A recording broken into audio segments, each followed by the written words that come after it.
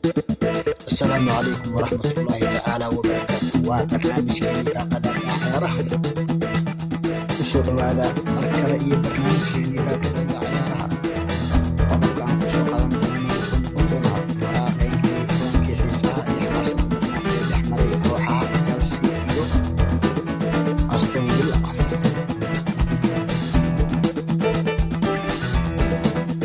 Haddaba kulan xiiso badan oo laga sugayay ayaa waxa uu dhex maray kooxaha Aston Villa iyo kooxda Chelsea. Tababare Frank Lampard wuxuu noqday xiliyay tababare uu fahmi karo dhibaatada kooxdiisa. Ciyaarta ayaa waxaa inta badan maamulanaysay kooxda Chelsea labada qeybba, hase yeeshee kooxda Chelsea ayaa waxaa looga hormaray goolka furitaanka. Chelsea ayaa guul soo laabasho ah oo ay ka gaartay kooxda Aston Villa oo marti loo ahaa iyagoo 2-1 ku garaacay kadib beddello muhiim ah uu qeybtii labaad ee ciyaarta sameeyay tababare Frank Lampard.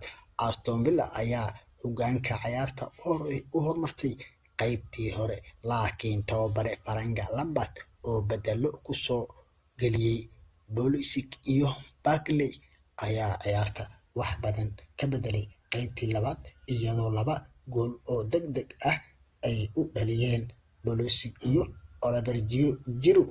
Natiijada ayaa ka dhigaysa in Chelsea ay sii haysatay booskeeda kaalinta 4aad ee horyaalka Premier League iyadoo leh 51 dhibcood.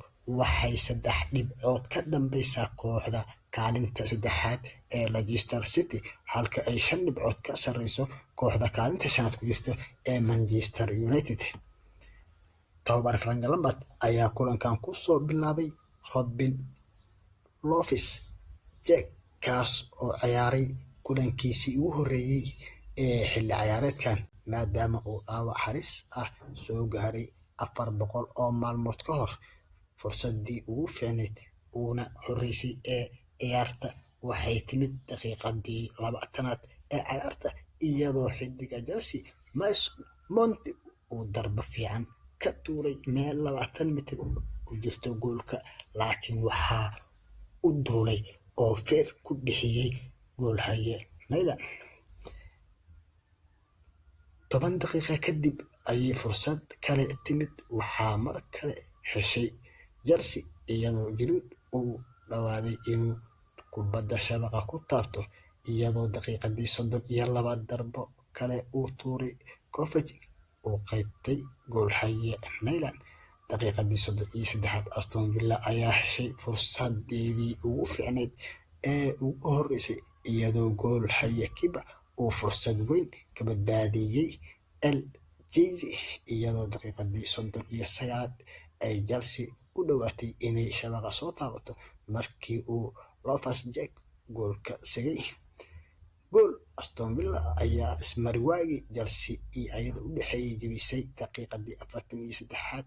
Goolhaye Kepa ayaa markii hore badbaadiyay darbo ka timid House, laakiin kubaddii soo baxday ayuu House helay mar labaad isagoo shabaqa ku hubsaday, waxaana qeybtii hore lagu kala nastay ciyaarta Aston Villa oo ku hogaaminayso 1 gool. Markii la isku soo laabtay, Chelsea qeybtii labaad ee ciyaarta ku bilaabatay si la mid ah qeybtii hore, iyagoo kubadda haystay inta badan laakiin ka gaabinaysay inay shabaqa soo taabato. Xerada ganaaxa Aston Villa daqiiqadii 53aad Azpilicueta ayaa karoos macaan soo dhex dhigay goolka Aston Villa, waxaana madaxeeyay Giroud oo goolka dul mariyay. Tababare Frank Lampard ayaa beddello sameeyay daqiiqadii 56aad isagoo beddelay Kovacic iyo Loftus-Cheek, wuxuuna soo geliyay Barkley iyo Pulisic. Gool daqiiqadii 60aad alla muxuu gool ahaa. Chelsea ayaa heshay goolka barbaraha ah iyadoo uu saxiixay xiddiga beddelka ku soo galay ee Christian Pulisic, kaasoo shabaqa ku taabtay kubad karoos ah uu soo dhigay kabtan Azpilicueta oo galabta si kastaba ha yeesho Aston Villa ay ku weerartay in ay joojiso darbadaha uu ka soo tuurayo geeska bidix.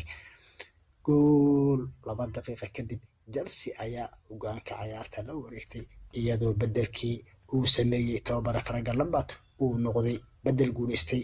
Kabtan Azpilicueta mar labaad waa kana gool cross ayuu baarka bidix ka soo qaaday, waxaana markaan goolka madaxa la helay oo si cajiib ah ugu koontaroolay ciyaaryahan Oliver Giroud oo qaab farsamo leh u koontaroolay ka hor inta uusan shabaqa ku hubsan. Goolka waxaa soo dhisitaankiisa ka qayb qaatay Ross Barkley oo isna beddel ciyaarta ku soo galay.